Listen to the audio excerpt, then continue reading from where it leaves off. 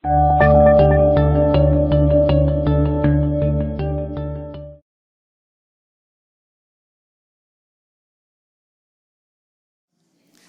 좌우 앞에 계신 분들과 인사 나누겠습니다. 할렐루야, 축복합니다. 오늘 마지막 주일 우리 함께 해주셔서 감사합니다. 주님의 이름으로 축복합니다.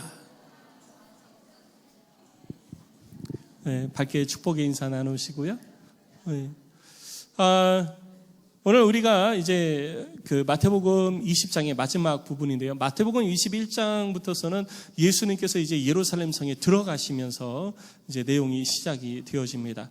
그러니까 마태복음 20장까지는 예수님의 마지막 예루살렘 입성 전까지의 내용이 기록되어져 있고, 그 19장, 20장에서 예수님께서 갈릴리에서 시작해서 예루살렘 남쪽 지역까지 내려오면서 발생되어졌던 여러 가지 일들에 대해서 기록이 되어져 있습니다. 그런데 예수님께서 그 갈릴리 지역에서 예루살렘 지역으로 내려오시던 그 여정이 짧은 여정이 아니에요. 굉장히 긴 여정입니다. 걸어서 내려오시거든요. 걸어서 내려오시기 때문에 짧은 여정이 아니라 긴 여정인데, 그 일들 가운데에 19장, 20장에 보면 몇 가지 사건만 기록이 되어져 있어요. 그러면 그 사건만 있었느냐? 그것은 아니고요. 훨씬 더 많고 다양한 사건들이 예수님께서 예루살렘으로 내려오시던 가운데에 있었습니다. 그런데 그 사건들 가운데에 특히 꼭 기억해야 될 사건들을 사복음서의 저자인 마태, 마가, 누가, 요한이 그것을 별도로 책에다가 구체적으로 기록을 한 거예요. 그래서 이 성경을 기록한 것이 예수님을 쫓아다니면서 예수님의 일대기를 쭉 옆에서 지켜보면서 기록한 게 아니거든요. 예수님께서 십자가에서 죽으시고 부활하시고 하늘로 올라가신 것이 33년이잖아요. 33년이고 성경에 기록되어진 것은 그의 배가 넘어서인 60년 후반대에 지나가면서부터 성경이 기록되기 시작을 했어요. 특히 이 복음서들은 훨씬 더 뒤쪽에 기록이 되어졌거든요. 그러니까 우리 생각하면 돼요. 우리도 지금 어저께 무슨 일이 있었는지 기억 다 나세요? 기억 잘 안 나시죠? 심지어 오늘 아침에 무슨 일이 있었는지 내가 오늘 못하고 왔지? 이렇게 생각하시는 분도 계세요. 저도 가끔 그래요. 이렇게 집에 있으면요, 차를 가지고 잠깐 집에 갔다가 올 때는 걸어와요. 그러고서 내 차가 어디 갔지? 왜 주차장에 내 차가 없지? 어디 갔지? 그래서 혼자서 막 주차장 여기저기 찾아다니고 막 그럴 때가 있어요. 특히 쇼핑센터 같은 데 가면은 내 차가 어디다 주차를 했는지 몰라가지고 요즘은 가면 꼭 사진을 이렇게 찍어놔야 돼요. 사진을 찍어놔요. 목사님 번호 하면 되잖아요. A-몇. 그게 기억이 안 나요. 어쩔 때는 그 A-몇, 그래 A-몇 이렇게 했는데 나중에 그게 기억이 안 나가지고 그래서 사진을 이렇게 찍어놓고, 그래서 인천공항에 한번 갔을 때 주차를 하고 이제 공항에서 볼일을 보고 와야 되는데 어디다 했는지 기억이 안 나는 거예요. 그 넓은 주차장에서. 그래서 이쪽 끝부터 저쪽까지 끝까지 다녔습니다. 다니면서 이거를 계속 눌렀어요. 삑소리가 날 때까지. 그런 적이 한 번 있어요. 그래서 그 충격이 돼가지고 제가 이게 이러면 안 되는구나. 그렇게 이제 특히 주차장 넓은 데 가면 저도 조심합니다. 그렇게 기억이 안 나기 때문에 기억나는 특별한 일들, 중요한 내용들, 그것만 골라서 성경에 기록이 되어진 거예요. 그러니까 성경에 기록된 것이 전부는 아니고 훨씬 더 많은 사건들이 있었다라는 것을 우리가 기억을 하면 되겠습니다. 그렇게 예수님께서 북쪽의 갈릴리 호수를 시작을 해서 남쪽 예루살렘 지경까지 쭉 제자들과 함께 내려오시고, 내려오실 때 수많은 사람들이 예수님께 따라 붙었죠. 예수님이 가신다. 예수님도 6월절 맞아서 남쪽 예루살렘으로 가시는구나. 이왕 가는 거 예수님과 같이 가보자. 이러면서 수많은 사람들이 따라왔을 거예요. 그리고 남쪽으로 쭉 내려오다 보면은 여리고가 나옵니다. 그 여리고가 나오는데, 여리고 지경은 어디냐 하면 그 여리고 지경은 남쪽 사해바다 옆으로 이제 내려가게 되어지는데, 사해바다 옆으로 내려가기 전에 이제 마지막 쭉 내려올 때 요단강 줄기를 타고 계곡길로 쭉 내려오다가 예루살렘에 이제 내륙으로 넘어가기 전에 마지막 물길이 흘러가는 주변에 있는 것이 여리고성이에요.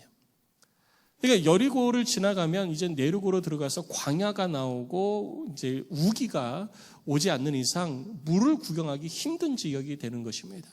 그래서 내륙으로 들어가기 전에 사람들이 여리고에서 머물면서 이제 여행의 여독도 좀 풀고 그리고 먼지도 많이 뒤집어 쓰고 그랬으니까 예루살렘으로 들어가기 전에 이제 좀 옷 정비도 하고 단장도 하고 그런 일들을 여리고에서 많이 했어요. 그러다 보니까 그 여리고에서 많은 사람들이 있게 되고 그러니까 많은 사람이 모이니까 장사가 되기 시작을 하고 그리고 장사를 하기 시작하니까 부유한 사람들이 많아지기 시작을 한 것입니다.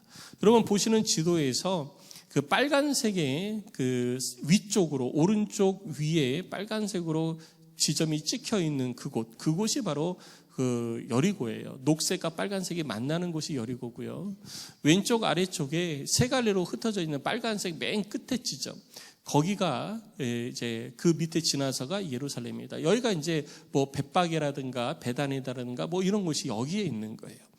그래서 여리고에서 예루살렘까지의 거리가 얼마나 되냐면 그게 27km 정도 되어집니다. 27km 그러면은 감이 잘 안 오시죠. 27km가 어느 정도냐면 교회에서 출발을 해서 과천까지가 27km예요. 직선거리로. 그러니까 과천까지가 27km니까 어느 정도 이제 남쪽으로 내려가가지고 안양 지나서 과천, 그 관악구 지나서 과천, 거기 그러면 이제 어느 정도 감이 오시죠. 그러니까 그 정도 거리 되어지는 곳에서 벌어졌던 사건이에요.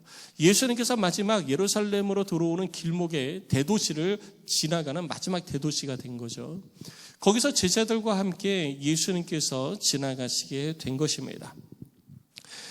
예수님께서 지나가실 때 오늘 본문의 말씀을 보니까 큰 무리들이 예수님을 따랐습니다.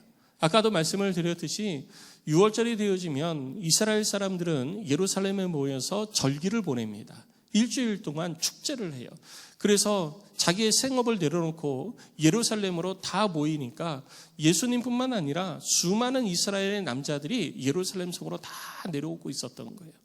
그리고 이왕 가는 거 예수님이 가신다고 하니까 내가 들어봤던 그 예수, 내가 소문으로 들었던 그 사람, 그러면서 평소에도 잘 예수님을 알지 못했던 이들도 예수님에 대한 소문을 들어서 익히 잘 알고 있었고 무려 3년 동안에 수많은 일들을 들었기 때문에 많은 사람들이 또 예수님과 함께 했었던 것입니다.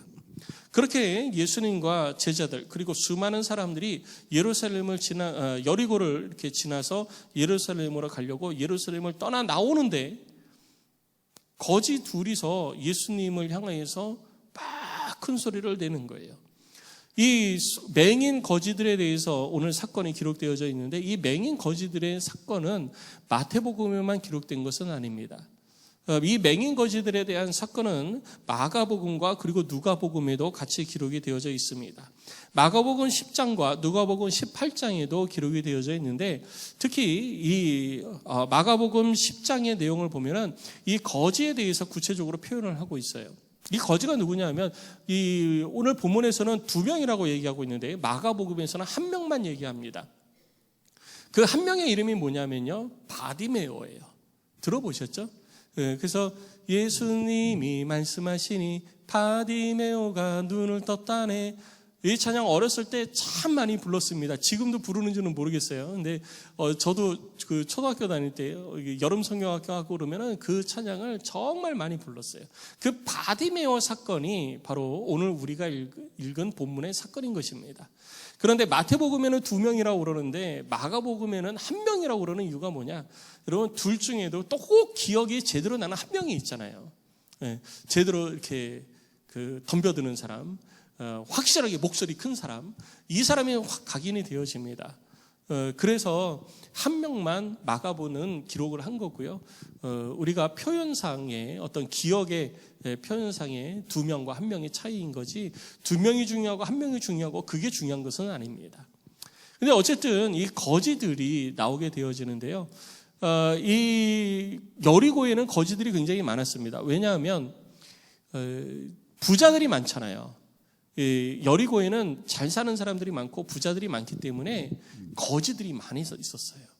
그리고 이 거지들이 많은 이유 중에 하나는 또 뭐냐면 레위기 말씀을 보면 레위기에는 그 하나님의 백성들에게 가난하여 돈이 없는 사람 그리고 어려운 사람 그런 사람들은 너희들 곁에 두고 그들을 돌봐주라고 이야기를 하고 있습니다. 레위기서 25장 35절 36절에 보면 이렇게 기록되어 있죠. 여러분 성경을 한번 보십시오. 네 형제가 가난하게 되어 빈손으로 네 곁에 있거든 너는 그를 도와 거류민이나 동거인처럼 너와 함께 생활하게 하되 너는 그에게 이자를 받지 말고 네 하나님을 경외하여 네 형제로 너와 함께 생활하게 할 것인즉 라고 하면서 그들을 도와줄 것을 명령하고 있는 거예요. 이러한 명령은 내 곁에 두고 늘 가난한 사람을 나는 이 사람도 돕고 저 사람도 돕고 다 도와라 그런 얘기가 아닙니다. 그런 얘기가 아니라 돈이 없어서 가난하게 된 사람이 있으면 그 사람이 다시 하나님께서 베풀어 주시는 은혜 가운데 한 사람으로서 자기의 삶을 온전한 삶을 살아갈 수 있을 때까지 그 필요를 네가 돌봐주라는 거예요. 그러니까 흔히 우리들이 하는 말로 재기할 수 있을 때까지. 지금은 정말 밥도 한 끼 얻어먹기 힘든 그런 상황인데 그가 직장을 구해서 돈을 벌어서 30세기 해결을 하고 이슬을 피해서 잠을 잘 수 있는 정도의 거처를 마련할 때까지는 네가 이자 받지 말고 도와줘라. 이자 받지 말고 도와주고 또 그들을 너희 집의 동거인들처럼 너는 그들을 이렇게 보살펴줘라 라고 하는 그런 얘기입니다. 평생 책임지라는 얘기가 아니에요. 그들을 그렇게 보살펴주라는 것입니다. 그러니까 거지들이 그런 하나님의 말씀이 실천되어지는 삶이 있기 때문에 거기에 모여 있었던 거고요. 그리고 우리들이 알고 있다시피 이 바리새인들은 가난한 사람들을 돕는 것을 하나님의 율법을 실천하는 것으로 생각하고 그것을 자신들의 자랑거리로 삼았잖아요. 그래서 거지에게 무엇인가를 도와주면 하나님 보십시오. 제가 하나님이 주신 물질의 복으로 말미암아 제가 부자가 돼서 이렇게 가난한 사람을 도왔습니다. 저들은 무식하고 멍청해가지고 장사도 못하고 그래서 돈벌이를 못합니다. 그래서 내가 도운 겁니다. 이러면서 자기의 의의를 막 세상 사람들 앞에 드러내는 그런 일들을 행했던 사람들이에요. 그러니까 거지들이 있다가 바리새인 한 명 만나면 그날 하루 어쩌면 한 달 먹을 것까지 다 해결할 수 있는 은혜를 입기도 했던 것입니다. 그래서 아침부터 저녁까지 나와서 거지로 구걸하면서 삶을 살았던 거예요. 그런데 이러할 때 하나님의 말씀을 따라 가난한 자들을 돌보는 것이 마땅한 일인데 당시에는 또 가난한 자들을 돌보지 않았습니다. 외면했어요. 그래서 여러분 지금 조금만 전에 읽은 마가복음 10장에 보면은 그 거지의 이름이 뭐라고 나온다고요? 바디메오인데 그 본문의 내용을 보면 마가복음의 본문의 내용을 보면 여러분 마가복음 10장 46절에 이렇게 기록하고 있는 거예요. 그들이 여리고에 이르렀더니 예수께서 제자들과 허다한 무리와 함께 여리고에서 나가실 때에 디메오의 아들인 맹인 거지 바디메오가 길가에 앉았다가 라고 표현하고 있습니다. 그런데 여기서 우리가 주목해야 될 것은 디메오라는 것이 무슨 뜻이냐면요, 이게 배설물이라는 뜻이에요. 아무리 우리 집이 가난해도 여러분 자식의 이름을 바디메오라는 것은 배설물의 아들, 그래서 디메오는 배설물이라는 뜻인데 여러분 자식 이름을 똥이라고 짓습니까? 물론 옛날에 우리 어른들이 뭐 개똥이, 소똥이 뭐 이렇게 하기도 했지만 그건 이름이 아니라 그냥 호칭이잖아요. 호칭. 근데 지금 보면요, 길거리에서 구걸하고 있는 그 거지의 호칭이 뭐냐면 바디메오예요. 배설물의 아들. 배설물도 아니에요. 배설물의 아들이에요. 그러니까 대대로 가난한 놈 이렇게 표현을 하고 있는 거예요. 사람들이 그렇게 무시하고 있는 거예요. 멸시하고 있는 거예요. 그러니까 그들의 호칭을 거지들이 많다고 그랬잖아요. 많은 거지들 중에 그의 이름은 뭐냐? 바디메오라는 거예요. 부모서부터 가난한 놈. 저렇게 평생 거지로 살 놈. 막 이렇게 무시하고 경멸하고 그런 인물이 바로 이 맹인거지 두 사람 중에 한 사람 바디메오였던 것입니다. 그러니까 사람들이 그들을 가까이 하지 않았어요. 왜? 지금 나는 6월절 명절을 맞이해서 거룩한 하나님 앞에 예배드리기 위하여서 거룩한 자로서 훼손되어지지 않는 그 거룩함을 가지고 나아가야 되는데 거룩하지 않은 사람, 소경, 그리고 거지 이런 사람들을 만나서 가까이 하면 혹시 내 거룩함이 더럽혀질까 봐 가까이 하지 않은 거예요. 말도 섞지 않으려고 합니다. 그래서 그들이 예수님을 예수님이 지나가는 그 이야기를 듣고 예수님께 오늘 본문을 보니까 이렇게 외칩니다. 소리질러 가로되 주여 우리를 불쌍히 여기소서 다윗의 자손이여 라고 외치기 시작합니다. 주여 우리를 불쌍히 여기소서 다윗의 자손이여 라고 막 외치고 있는 거예요. 근데 그렇게 외칠 때 사람들이 막 말리죠. 야 그만해 그만 시끄러 저리 가 가까이 오지 마 더러워 저리 가 냄새나 더러워 저리 가. 레위기하고는 정반대되는 모습을 나타내 보이고 있는 거예요. 그들의 외침을 우리들이 잠시 살펴보면요, 그들은 예수 그리스도를 부를 때에 마지막 기회다라고 생각하고 불렀을 겁니다. 그들은 마태복음 9장에 나타나 있듯이 예수님께서 소경을 고쳐주신 사건을 들어서 이미 알고 있을 거예요. 그리고 그들은 기대했을 것입니다. 나도 예수님 만나면 고쳐질 수 있지 않을까? 나도 예수님 만나면 눈 뜰 수 있지 않을까? 나도 예수님 만나면 볼 수 있지 않을까? 이런 기대감, 그것을 가지고 있었던 것이죠. 그 사람은 정말 운도 좋지 어떻게 예수님을 딱 만나가지고 보게 됐어. 근데 나는 아직 예수님을 못 만났네. 어떻게든 예수님 만나야 되는데 어떡하지? 누가 나를 예수님께로 데려다 줄 사람도 없는데 어떻게 해야 돼? 그런 고민을 하고 있는데 내 앞으로 예수님이 지나간대요. 그러니까 이 얼마나 천우일의 기회입니까? 이거 놓치면 안 된다. 이거 놓치면 또 언제 이 기회가 올지 모른다. 이런 생각을 갖게 된 거예요. 그러니까 죽자사자 예수님을 부르기 시작한 겁니다. 예수여 예수여 나의 주여 어디 가십니까? 나 여기 있습니다. 나를 고쳐주소서 다윗의 자손이여 라고 부르기 시작한 거죠. 그런데 그들의 외침 속에 이 말이 있었는데 그게 뭐냐면요, 바로 다윗의 자손이여 라는 말이에요.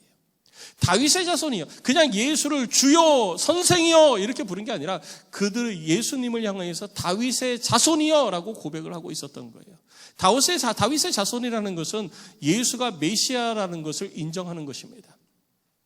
예수가 메시아라는 것, 그리고 메시아가 이 땅에 오면 이사야서에 기록이 되어진 것처럼 이사야서 42장 7절 말씀에 네가 눈먼 자들의 눈을 밝히며 갇힌 자들의 감옥에서 이끌어내며 흑암에 앉은 자들을 감옥에서 나오게 하리라 라고 말씀하셨던 그 말씀을 기억한 거예요. 하나님의 그 말씀이 성경에 약속되어졌고 이사야 선지자를 통해서 우리들 가운데 선포되어졌기 때문에 다윗의 자손 예수 그리스도를 메시아로 인정하고 부른 것입니다.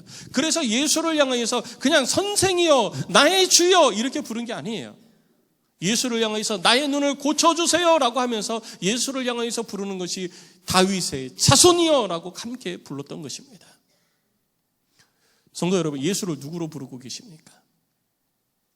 여러분은 예수를 누구로 부르고 계십니까? 다윗의 자손, 우리의 구세주 예수 그리스도로 부르고 계십니까? 아니면 기적을 행하는 하나의 기적가로 예수를 부르고 계십니까? 그런데 이 두 소경은 예수를 하나님의 아들 독생자 예수 그리스도 우리들의 메시아로 인정하고 그를 부르고 있었다라는 사실이에요. 수많은 사람들은 그들을 무시했습니다. 경멸했습니다. 가까이 오지 못하게 했습니다. 잠잠하라 했습니다. 외면했습니다. 만지기를 꺼려했습니다. 그런데 예수님은요, 그 수많은 군중들과 함께 걸어가시면서도 이 소리를 들은 거예요. 군중들이 그만해 라고 해도 멈추지 않았습니다. 계속해서 예수님을 불렀어요. 그렇죠. 예수님은 그들을 향해 발걸음을 멈추십니다. 오늘 32절 말씀을 보면 예수께서 머물러 서서 가던 길을 멈추신 거예요. 가던 길을 멈추시고 예수님은 그들을 둘러보시기 시작합니다. 그리고 그들을 긍휼히 여기시기 시작하고 그들에게 묻습니다. 너희에게 무엇을 하여 주기를 원하느냐? 예수님께서 너희에게 무엇을 하여 주기를 원하느냐라고 하는 것은 예수님께서 그냥 너 왜 부른 거야? 이걸 얘기하는 게 아니에요. 예수님께서 그냥 물으신 것이 아니라 지금 네 필요가 무엇이냐라는 것을 물으신 거예요. 내가 무엇을 해줘야 되느냐라고 물으신 거죠. 나를 부른 이유가 무엇이냐라고 구체적으로 물으신 거예요. 그때 이 소경들은 구체적으로 답변을 합니다. 주여 우리의 눈 뜨기를 원하나이다. 그러자 예수님께서는 그들을 불쌍히 여기시어 그들의 눈을 만지십니다. 아무도 그들을 만지려고 하지 않았고요. 아무도 그들과 가까이 하려고 하지 않았고 말도 섞으려 하지 않았어요. 그 상황 속에서 예수님은 그들과 말씀을 나누셨고 그리고 그들의 눈에 손을 대셨던 것입니다.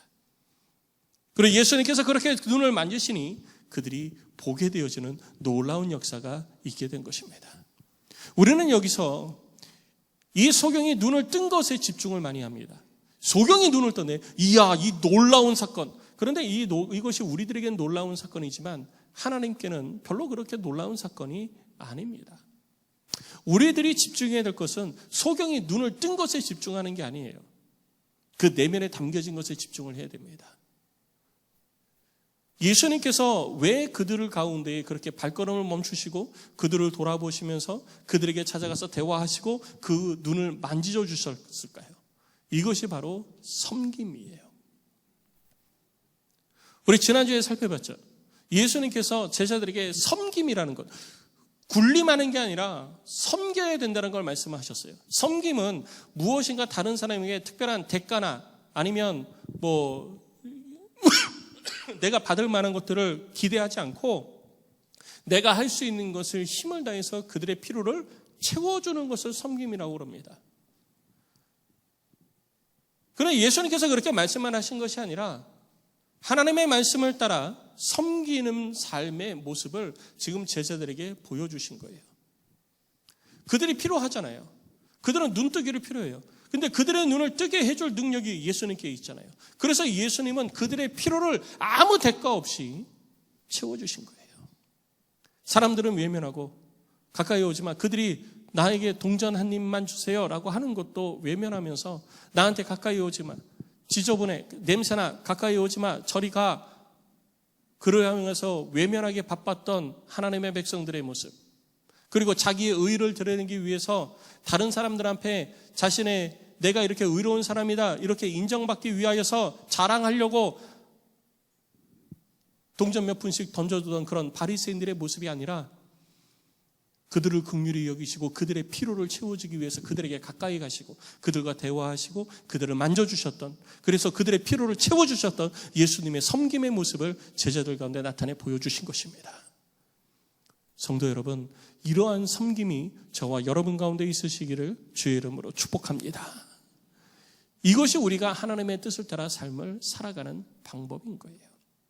특별히 오늘 본문의 말씀을 통해서 저는 우리가 두 가지 주제를 가지고 살펴보기를 원합니다. 먼저 첫 번째는 예수를 누구로 부르냐라는 거예요. 여러분, 예수를 부르시죠. 뭐 때문에 부르십니까? 뭐 때문에 부르고 계세요? 부르짖는 것은 간구함이라고 이야기합니다. 기도죠. 수많은 사람들이 예수의 이름을 부릅니다. 수많은 사람이 예수의 이름을 부르는데 예수의 이름을 부르는 자들마다 다 우리 주님의 능력을 경험하는 것은 아닙니다. 그렇다면 주님의 능력을 경험할 수 있는 부르짖음은, 그런 간구함은 어떠한 간구일까요? 오늘 소경 두 사람의 간구를 통해서 우리는 그것을 살펴볼 수가 있는 것입니다. 먼저 첫 번째는 예수의 이름을 부를 때 무엇에 근간해서 부르고 있냐는 거예요. 예수의 이름을 부를 때 그들은 마음의 소원함을 가지고 있었습니다. 그 소원함이 뭐냐? 눈을 뜨는 거예요. 그런데 그 눈을 뜨는 것이 그냥 내 원함이 아니었던 거예요. 하나님의 말씀을 통하여서 메시아가 이 땅에 오시면 소경이 눈을 뜨게 된다는 이 확실한 하나님의 말씀을 믿었습니다. 그 말씀을 믿고 그 말씀의 근간에서 예수를 부르기 시작했던 거예요. 우리가 하나님 앞에 부르짖고 있는 그 간구함도 무엇에서 시작이 되어졌는지를 살펴볼 수 있어야 되는 것입니다. 주님의 나라와 영광을 위하여서 우리는 구원받아 하나님의 뜻을 위하여서 삶을 살아야 되는데 우리는 제자들처럼 내가 원하는 것을 얻기 위하여서 간구만 하고 있지는 않은지 돌아봐야 되는 것입니다. 야고보와 요한은 자기 엄마와 같이 자기가 예수님의 오른편 왼편에 앉기 위하여서 예수님께 간청했습니다. 그거를 예수님이 들으셨을까요? 단순히 우리들이 이 땅에서 삶을 살면서 내 마음의 원함이라고 해서 주께 간구한다고 주께서 응답하시는 것이 아닙니다. 그 말씀이 무엇에 근간을 두고 있고 그 간구함이 무엇을 위한 것이냐라는 거예요. 하나님의 영광을 위한 것이냐 아니면 너의 영광을 위한 것이냐. 우리 가운데 하나님의 응답이 경험되어지는 것은 우리들의 삶에 하나님의 약속의 말씀을 기초로 하여서 하나님의 뜻을 구하는 그 간구함이 우리들 가운데 응답되어지는 것입니다. 내 마음의 소원함, 내가 가지고 있는 간절한 어떤 그 내 마음의 원함이나 아니면 뭐 소원함이나 기대나 이런 것들을 가지고 있다고 해서 그런 것들이 다 응답되어지는 게 아니에요. 우리 하나님께서 우리들 가운데에 말씀하신 그 하나님의 말씀을 기초로 해서 주님의 나라와 영광을 위한 간구에 하나님은 응답하시는 것입니다. 그래서 제자들이 예수님께 주님 우리가 어떻게 기도해야 됩니까? 라고 물을 때에 예수님께서 너희는 기도할 때 이렇게 기도하라 라고 하신 그 말씀을 우리는 기억해야 되는 거예요. 너희는 이것을 위하여서 기도하라. 하나님의 나라와 영광을 위해서 기도하라는 것입니다. 그리고 하나님의 나라와 영광을 위하여서 기도하면서 너의 일용할 양식을 위하여서도 기도하라라고 얘기하고 있는 거예요. 일용할 양식이 내게 필요합니다. 근데 그 일용할 양식이 필요한 이유가 뭐냐? 하나님의 나라와 영광을 위하여서인 거예요. 지금 성경 두 사람에게 필요한 일용할 양식이 무엇입니까? 눈 뜨는 거예요. 일용할 양식이 단순히 입에 들어가는 먹는 것만 의미하는 게 아니에요. 지금 당장 내가 주님의 나라와 영광을 위하여서 삶을 살아가는데 필요한 것들을 말하는 것입니다. 지금 소경이 하나님의 영광을 드러내기 위해서 필요한 것이 무엇입니까? 눈 떠 보는 거예요. 그래서 그것을 주님께 간구한 것입니다. 그리고 주님은 그 간구함에 응답하신 것입니다. 그리고 눈이 떠지는 역사를 경험하게 된 것입니다. 기도에 응답하시는 하나님의 능력을 경험하기를 원하십니까? 그렇다면 주님의 나라와 영광을 위해서 구하십시오. 주님의 나라와 영광을 위해서 여러분들의 피로 일용할 양식을 하나님 앞에 구하십시오. 그때 하나님의 능력이 경험되어지는 역사를 여러분들의 삶 가운데 이루게 될 줄로 믿습니다. 여러분들의 간절에 나 잘 되고 싶습니다. 나 온전케 되고 싶습니다. 나 병 낫고 싶습니다. 나 월급 많아지고 싶습니다. 좋은 학교 가고 싶습니다. 좋은 직장 다니고 싶습니다. 여러분 그러한 것들은 우리들의 영광을 위하여서인 거잖아요. 그런데 우리들의 영광을 위하여서가 아니라 이러한 것들이 주님의 나라와 영광을 위한 것으로 바뀌어져야 되는 거예요. 내가 좋은 학교를 가는 이유 주님의 나라와 영광을 위해서. 그럼 주님의 나라와 영광을 위해서 구체적으로 어떻게 해야 될 것인지 우리는 그 구체화된 기도의 제목을 가지고 있어야 되는 거예요. 그래서 예수님께서도 내가 너에게 뭘 해주기를 원하느냐라고 물었을 때 소경들은 구체적으로 얘기를 할 수 있었던 것이죠. 눈 떠 보기를 원합니다. 구체적으로 무엇인가를 할 수 있는 기도의 제목들을 가지고 있는 거예요. 간구함의 기도의 마음의 제목들을 가지고 있었던 거예요. 내가 눈 떠 보기를 원합니다. 나 먹고 살기를 원합니다. 나 집 갖기를 원합니다. 나 도와줄 사람이 내 옆에 있기를 원합니다. 이런 거 구하지 않았어요.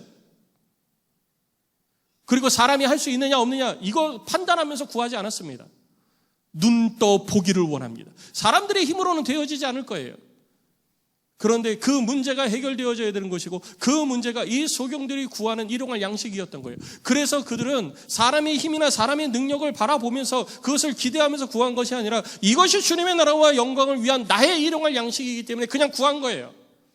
내가 눈 떠보기를 원합니다. 그때 주님의 역사가 나타났던 것입니다. 성도 여러분, 주님의 능력을 믿으시기 바랍니다. 그러기 위해서는 우리가 부르짖어야 돼요. 예수여 어디 가십니까? 나 여기 있습니다 라고 부르짖었던 그들처럼, 주여 우리를 불쌍히 여기소서 라고 부르짖었던 그들처럼 우리도 부르짖어야지 돼요. 기도하자고 그러면 기도는 어떻게 해야 되는 건지 많이들 고민하시죠. 그러면서 기도는 어떻게 해야 되는지 공부하기 시작합니다. 기도는 이렇게 해야 되고, 기도는 이렇게 해야 되고, 이런 방법으로 해야 되고, 이런 단어를 사용해야 되고 막 공부해요. 근데 정작 제일 중요한 걸 안 해요. 뭐냐면 기도예요. 공부는 열심히 하고 준비는 열심히 하는데 막상 기도를 안 해요. 기도에 대해서만 연구하고 기도에 대해서만 공부하지 기도를 안 해요. 그게 문제인 거예요. 기도에 대해서 공부할 때 능력이 나타나는 게 아니라 기도할 때 능력이 나타남을 기억하시기 바랍니다. 성도 여러분, 기도하시기 바랍니다. 주 앞에 부르짖으세요.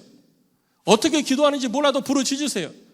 가르쳐달라고 부르짖으세요. 그럼 주께서 주의 영을 통해서 우리들의 기도가 온전한 기도로 되어지게끔 우리 하나님께서 나를 다스려 주시는 거예요. 내 입술을 다스려 주시는 것입니다.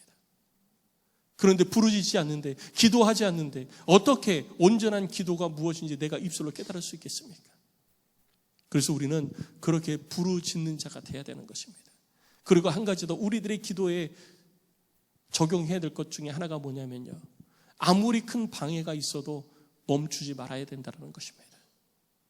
그것이 합당한 이유가 된다 할지라도 기도를 멈추지 말아야 되는 거예요. 오늘 두 소경은 예수님을 향해서 부르짖었습니다.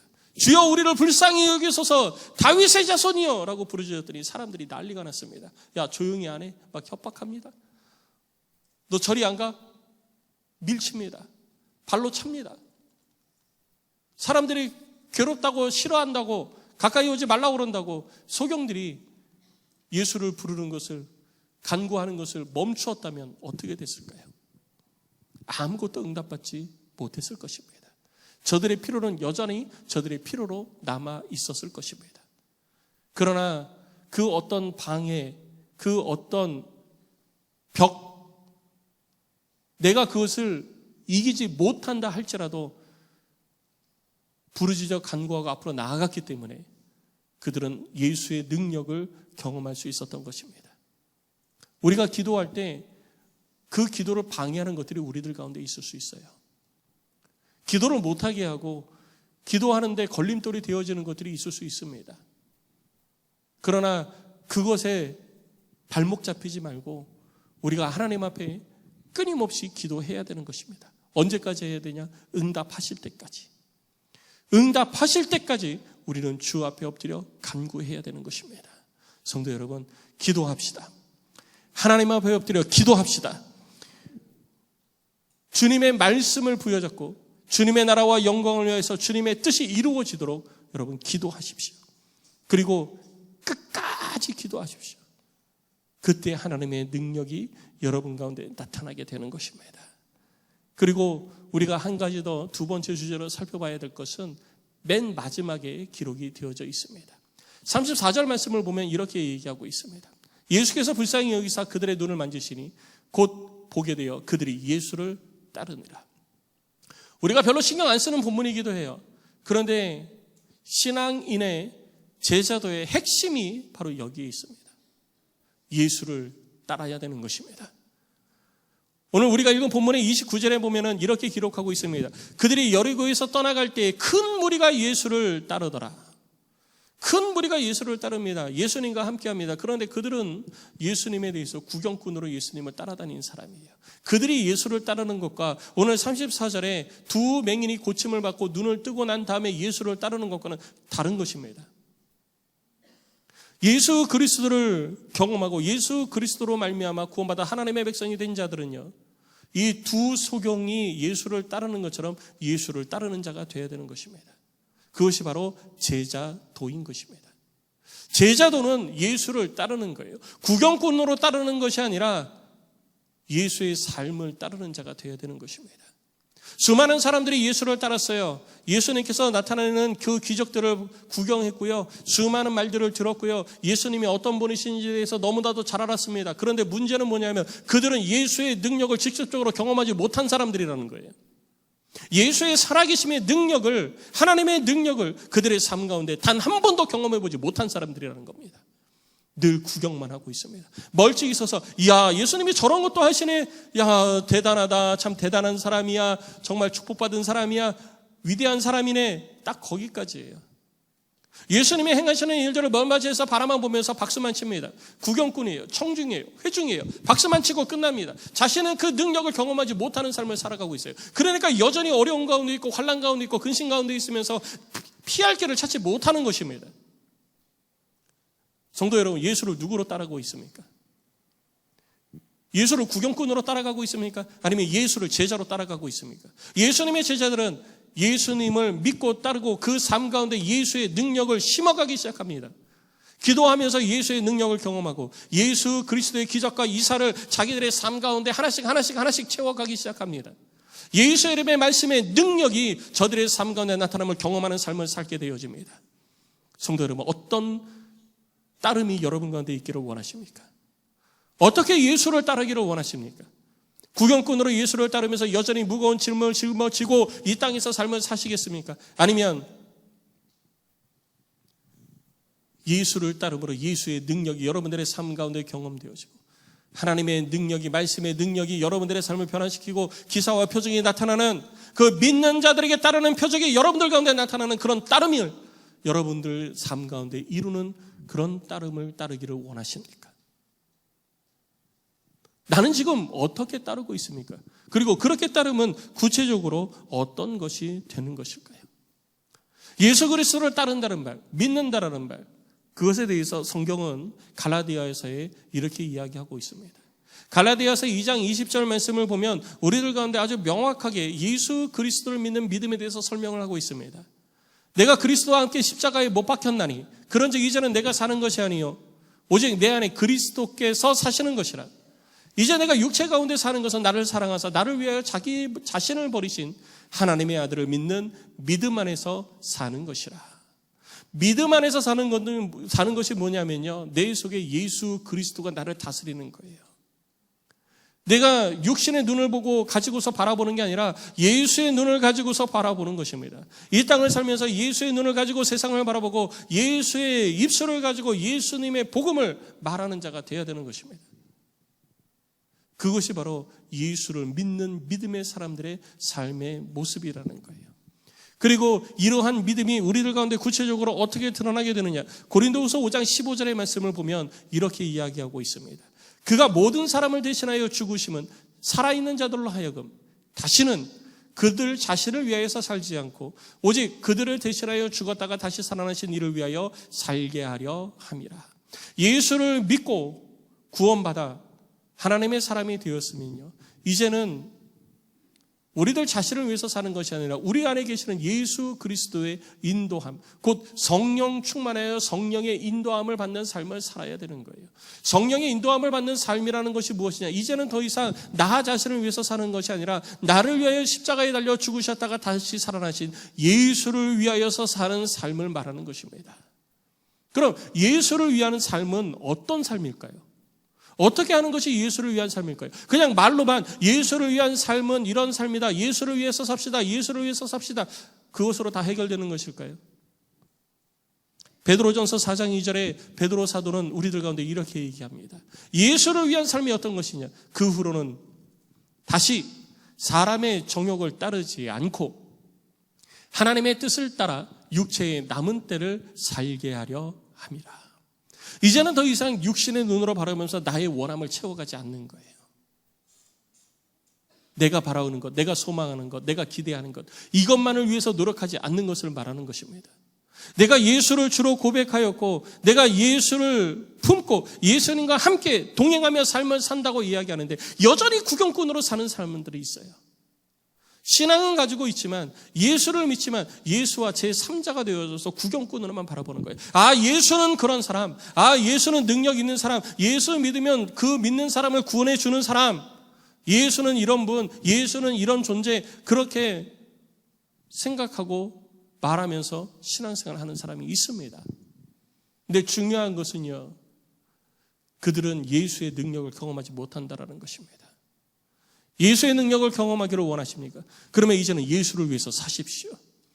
여러분 가운데 예수 그리스도와 함께 동행하십시오. 우리 주님께서 보여주시는 눈으로 보시기 바랍니다. 세상의 것들을 바라볼 때에 세상의 것을 통해서 내가 어떻게 누릴까? 어떻게 내가 행복할까? 어떻게 내가 잘 살까? 이걸 고민하는 게 아니라 그것을 통해서 어떻게 하나님의 나라와 영광을 위할 수 있을까? 그것을 위해서 내가 어떻게 하나님의 능력을 나타낼 수 있을까? 그것을 위해서 내가 하나님의 나라와 영광을 위해서 어떻게 살아야 할까? 이 고민이 여러분 가운데 있어야 되는 것입니다. 그리고 그렇게 할 때에 우리들의 육체의 남은 때, 몇 살이냐가 중요한 게 아니에요. 10살에 믿으면 어떻고 90살에 믿으면 어떻습니까? 중요한 것은 우리들의 육신의 남은 때가 얼마나 남았냐가 중요한 것이 아니라 얼마가 남았든지 우리들의 육신의 남은 때를 주를 위해서 살고 있느냐가 중요한 것입니다. 성도 여러분, 여러분들의 육신의 남은 때를 주를 위해서 사시기를 주의 이름으로 축복합니다. 이제는 더 이상 여러분들 자신의 마음의 계획함을 가지고 따라가지 마시고 하나님의 뜻을 따라 여러분들의 육신의 남은 때를 사셔서 하나님이 베풀어 주시는 은혜와 복이 여러분들의 삶 가운데 넘쳐나는 그런 은혜를 경험하는 저와 여러분들이 되시기를 주의 이름으로 축복합니다. 영적인 눈이 떠지는 은혜가 있기를 주의 이름으로 축원합니다. 육신만 고쳐지는 것이 아니라 우리들의 영적인 눈이 고쳐져야지 돼요. 하나님의 일들을 바라볼 수 있어야 되는 것입니다. 그것이 바로 믿는 자의 모습인 것입니다. 그것이 바로 그리스도인의 모습인 것입니다. 오늘 본문을 통해서 우리를 향하여 말씀하시는 주님의 음성에 귀를 기울이며 주님의 온전하신 뜻을 이루어가고 삶 가운데 하나님의 능력을 경험하는 능력 있고 행복한 그리스도인 다 되시기를 주의 이름으로 축복합니다.